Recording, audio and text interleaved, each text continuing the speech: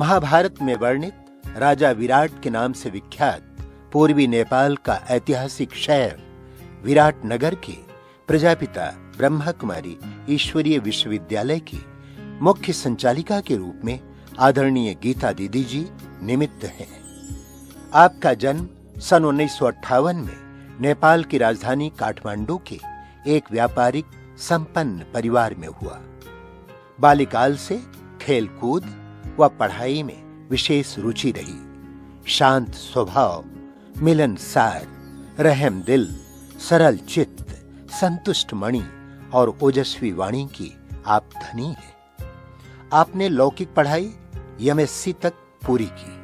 आपको सन 1983 में काठमांडू सेवा केंद्र से ईश्वरीय ज्ञान की प्राप्ति हुई। सत्य परमात्मा पिता को पहचान कर आपने अपना संपूर्ण जीवन प्रभु समर्पित कर दिया। आपने पहली बार सन 1984 में अव्यक्त बाप दादा से पांडव भवन प्रांगण में स्नेह मुलाकात की।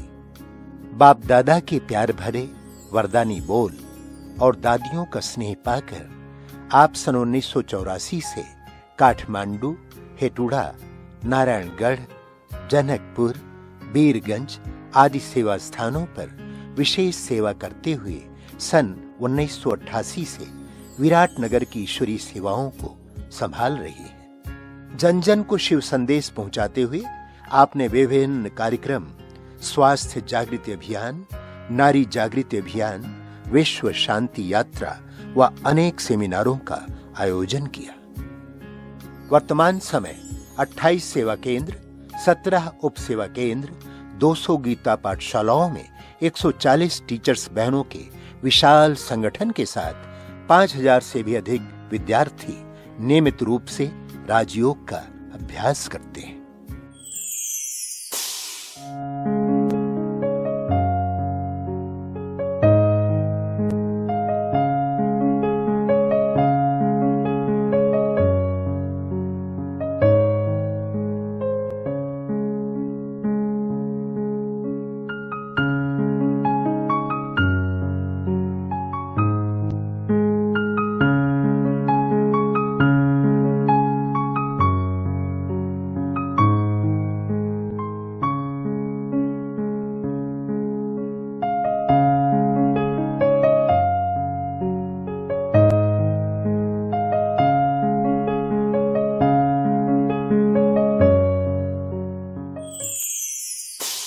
मैं 1983 से ज्ञान में आई हूँ।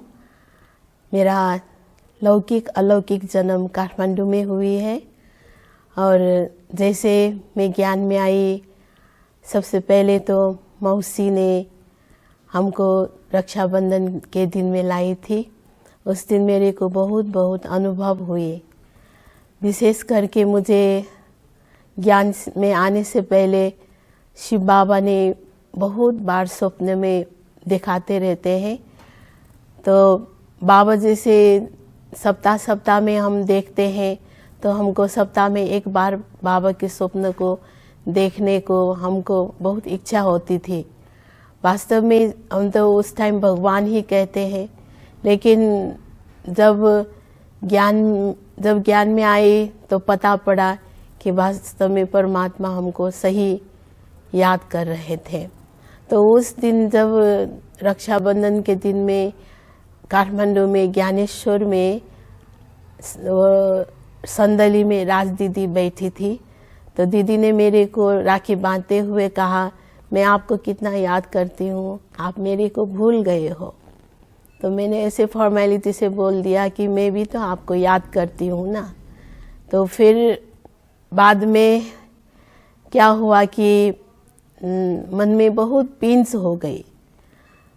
सचमुच हमने मौसी से पूछा कि क्या दीदी के तन में भगवान आते हैं? तो मौसी ने बोला नहीं, शक्ति तो रहती है। तो उस दिन से मेरे को इतना वो बाबा का सकाश मिलती है कि हम किस टाइम दौड़ के सेंटर जाऊं और ज्ञान ले लूं। लेकिन एमएससी का एक पेपर बाकी था, तो मेरे मन में वही दृढ़ संकल्प था कि जब तक मैं पेपर नहीं दूँ मैं कहीं भी नहीं जाएंगे।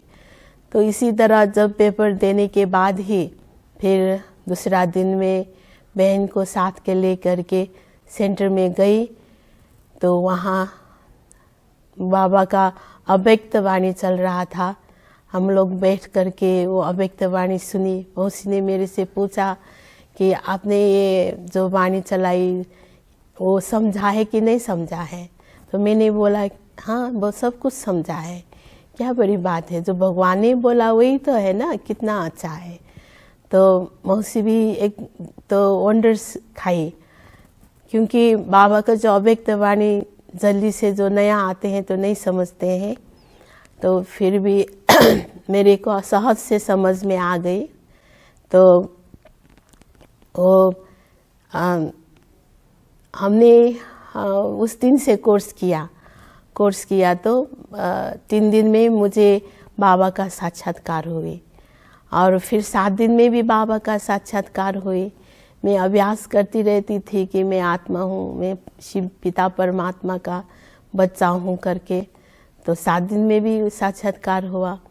तो मेरे को शुरू से ऐसा लगता था जब ज्ञान में आए तो हर एक पॉइंट, हर एक लेसन, उससे मेरे आँख खुलते गए। जो ज्ञान में आने से पहले हम जो सोचते थे, मन में अनेक तरह का तरंग होता था कि ये क्या संसार है, क्यों हम इस संसार में जन्म लिया है। मुझे शुरू से लेकर सत्यता का खोजी बहुत होती थी। सत्य सत्य बोलते हैं लोग, लेकिन यहाँ तो कहाँ सत्य को देखने को मिलता है, कोई कुछ भी तो सत्य है ही नहीं। तो और भगवान का भी बहुत मैं भक्त थी, बहुत भक्ति करते थे, भगवान ढूंढते थे और भगवान के लिए हम बहुत बार रो भी पड़े। तो भगवान का भी खोज था। तो जैसे ही बाबा के घर में आए, कोर्स किए, जितना भी संकल्प था, क्वेश्चन था, वो सब मुझे मिल गया। तो मैंने यही 2-3 दिन में ठान लिया कि अब मुझे यही सेवा करना है। क्योंकि मैं यही सोचती थी MSc तो पढ़ लिया, लेकिन मुझे क्या करना है, क्या जॉब करना है, हमें तो लिमिट जॉब नहीं करना है।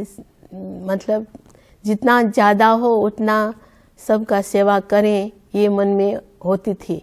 तो बाद में जैसे ज्ञान लिया तो वर्ल्ड वाइड सर्विस हम योग से कर सकते हैं। मैंने जो संकल्प करते बार बार, यही सेवा है, यही चीज़ है, यही जो मैं ढूंढ रही थी हमको मिल गया। तो मैंने 3 दिन में ही वो ठान लिया कि मैं अब यही सेवा में आगे बढ़ूंगी और कुछ भी नहीं करूंगी। तो बाद में 1 महीना के बाद मधुबन जाने का जैसे बात हुई, लेकिन उस टाइम इंदिरा गांधी जी ने शरीर छोड़े थे, तो उसी के कारण फिर 2 महीना पोस्टपोन हुआ। जैसे पोस्टपोन हुआ तो हम फिर राज दीदी मेरे को बहुत प्यार करती थी। जैसे दीदी से मिले तो हम अपनी माँ की तरह, हमको बहुत याद पड़ती थी। एक बार टीका लगाते हुए हम दीदी से बहुत फुट कर रो पड़े और दीदी ने मेरे से पूछा सेंटर में बैठेंगे, तो मैं भी यही सोच रही थी कि मैं तो सेवा ही करूँगी, दूसरे दुनिया की तरफ नहीं जाएंगे। तो दीदी जैसे पूछा ना मेरे को, मेरा झट से हाँ जी बोला। तो फिर दीदी ने कहा ठीक है, तुम घर में नष्टो वहाँ स्थिति बना के फिर सेंटर में रहेंगे। तो दीदी फिर बाद में हम ठीक है करके ऑफिस के लिए बोला, ऑफिस करना। तो मैंने 1 सप्ताह में मेरे को फिर पढ़ाने का वो टीचर लाइन में मेरे को जॉब मिला। तो मैं जैसे जॉब मिला तो मैं फिर सेंटर में रहने लगी। तो पहली बार जब मधुबन में गई तो उस टाइम जैसे मधुबन के वातावरण को देखकर हमको ये लगा कि हम कहाँ आ रहे हैं, हम तो इस लोक में नहीं हैं, हम तो दूसरा लोक में आई हूँ। बहुत अलौकिकता और बहुत ही गजब से मैं स्वर्ग में हूँ। लोग कहते हैं मरने के बाद स्वर्ग जाएंगे, लेकिन मेरे को लगा कि अरे जिंदा भी स्वर्ग में आ सकते हैं, इस तरह मेरे को महसूस हुआ। और घर जो है ना, बाबा का घर, वो ऐसे लगा कि हम जब भी देखते ही रहे, हम नए स्थान पर आए, ऐसे हमको महसूस बिल्कुल ही नहीं हुआ। मधुबन कितना मधुर मधुर है, मधुबन कितना मधुर मधुर है, सदा ये आँखों में छाया है, सदा ये आँखों में छाया है। दिल वाला मधुबन का बाबा, दिल वाला मधुबन का बाबा दिल में समाया है। मधुबन कितना मधुर मधुर है, मधुबन कितना मधुर मधुर है।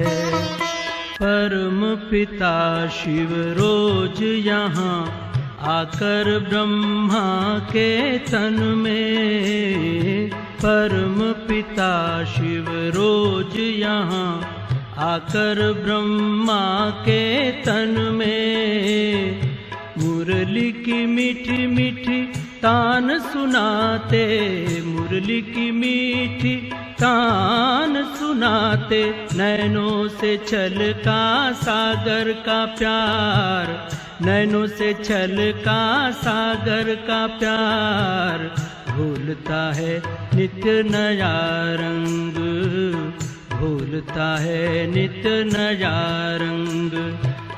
बच्चों के जीवन में दिलवाला मधुबन का बाबा, दिलवाला मधुबन का बाबा दिल में समाया है। मधुबन कितना मधुर मधुर है, मधुबन कितना। फिर बाद में मधुबन में मिला तो हमको बहुत बहुत खुशी हुई। तो दादियों को पहले ही योग में जो देखा तो हमको कितना खुशी रही। तो फिर अब जैसे बाबा आने का टाइम हुआ था वो मधुबन में, तो जैसे बाबा आए तो बाबा का ना वो मस्तक में वो ध्रुव तारा के जैसे इतना बड़ा सा ज्योति चमक रही थी। हमने सोचा कि सबने देखा होगा। तो फिर अब बाबा जो उससे बोले तो हमको मुरली लिखना था, तो मुरली लिखने के समय पर अब लिखूं कि बाबा को देखते रहूं। वो बाबा देखते ही रह गए। तो मैंने सोचा ठीक है लिख लेंगे, लिखने में गड़बड़ होगा तो कोई बात नहीं, फिर दोबारा लिख लेंगे, लेकिन बाबा को तो हम हरदम नहीं दिखाई पड़ेंगे, तो इसलिए हम बाबा को ही देखते रहे। तो सारा मुरली बाबा जैसे बोले, पूरा मुरली के बाद भी बाबा जैसे हम देख ही रहे हैं। तो फिर बाद में हमने पूछा कि बहन से, बहन भी गई थी उस टाइम, माँ भी गई, पिताजी भी गए। तो बहन को मैंने पूछा आपने देखा दादी जी के मस्तक में इतना ज्योति चमक रहा था? तो उसने बोला नहीं मैंने तो कुछ नहीं देखा। अरे हम तो बहुत वंडर खा गई, तो नहीं देखा आपने? अच्छा ठीक है। हमको मेरे मन में बहुत खुशी हुई। तो जब बाबा जी से आ रहे थे ना उस टाइम मुरली में, तो हमको इतना वो लगा सचमुच भगवान तो आया ही है। ये प्रभु मिलन का नजारा कितना सुंदर है, ये प्रभु मिलन का नजारा कितना सुंदर है। प्रभु प्यार का फैला हुआ चारों ओर समंदर है, ये प्रभु मिलन का नजारा, ये प्रभु मिलन का नजारा कितना सुंदर है। प्रभु प्यार का फैला हुआ चारों ओर समंदर है, ये प्रभु मिलन का नजारा, ये प्रभु मिलन का नजारा। नव जीवन है मिलता प्रभु प्यार की किरणों से, नव जीवन जीवन है मिलता प्रभु प्यार की किरणों से। प्यास बुझे मन की, प्यास बुझे मन की, प्रभु याद के झरनों से। ये महामिलन का मेला, ये महामिलन का मेला कितना मनोहर है। प्रभु प्यार का फैला हुआ चारों ओर समंदर है। ये प्रभु मिलन का नजारा कितना सुंदर है। प्रभु प्यार का फैला हुआ चारों ओर समंदर है। ये प्रभु मिलन का नजारा।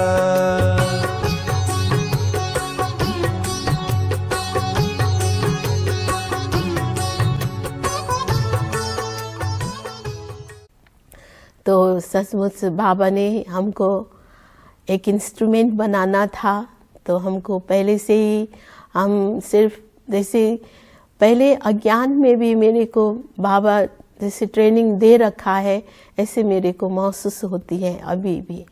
तो इसलिए ज्ञान में आने के बाद में तो तुरंत सरेंडर हो गई, क्योंकि मेरे लक्ष्य यही था कि विश्व का सेवा करना और सारे संसार को दुखों से मुक्त करना और नारी शक्तियों को जगाना, ये ख्वाब था। बाकी जो भगवान जब आए हैं तो भगवान गोप्य है। भगवान जब आए हैं तो वो नर्क को स्वर्ग बना रहे हैं, तो हम क्यों न भगवान को सहयोग न करें। हमको भी भगवान की सेवा में लगना चाहिए, ये बहुत अंदर से जोश था। तो इसलिए जब बाबा को मिला ना, हमको ये न दुनिया दिखाई पड़ा, न माँ बाप दिखाई पड़ी, न साथी भाई दिखाई पड़ी, न मैंने पढ़ाई किया है यही समझ में आया, कुछ समझ में नहीं आया। बेहद का वैराग्य था।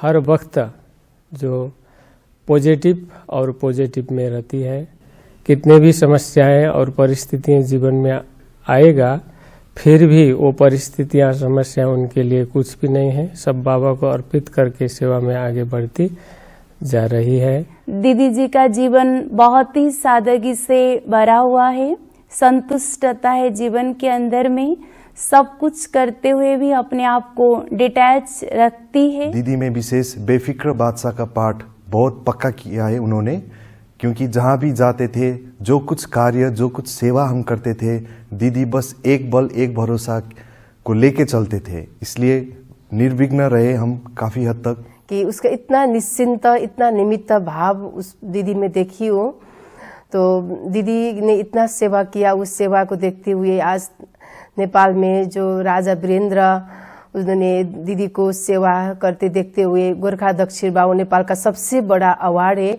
उस अवार्ड से दीदी को सम्मानित किया था।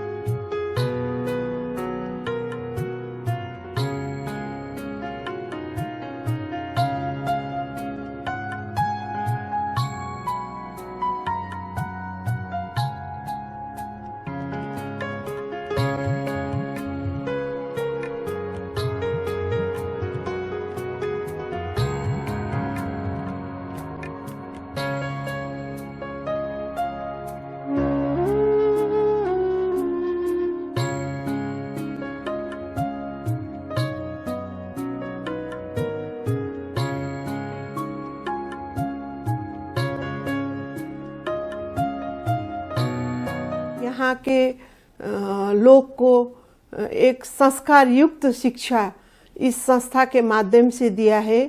वो मृदुभाषी है, सरल है, एक महान आत्मा है। पूर्वांचल में तो गीता दीदी ने बहुत लोगों को इसमें आबद्ध करके उन लोगों का चारित्रिक सुधार किया है। और इनके प्रयास से जितने भी लोग इनसे जुटे हुए हैं सबको ये समेट के चल रही है गीता बहन जी। इनका एक विशेषता यह है कि सबको समेट के चलना, और इनका शांत स्वभाव और इनका जो नेचर है उस शांत स्वभाव और एकदम मृदुल भाषी इनकी जो ये विशेषता है, कभी इनको कभी अहंकार कभी अभिमान हम लोगों ने कभी नहीं देखा। और ये विशेषता के चलते ही आज ये समूचे पूर्वांचल को समेट करके विभिन्न संस्था खड़ी होती जा रही है। इन्होंने व्यक्ति का मन परिवर्तन करके सत मार्ग में लगाया बहुत उदाहरण है। जिसका चरित्र नहीं है उसका इस पाठशाला में उसका चरित्र निर्माण हुआ है।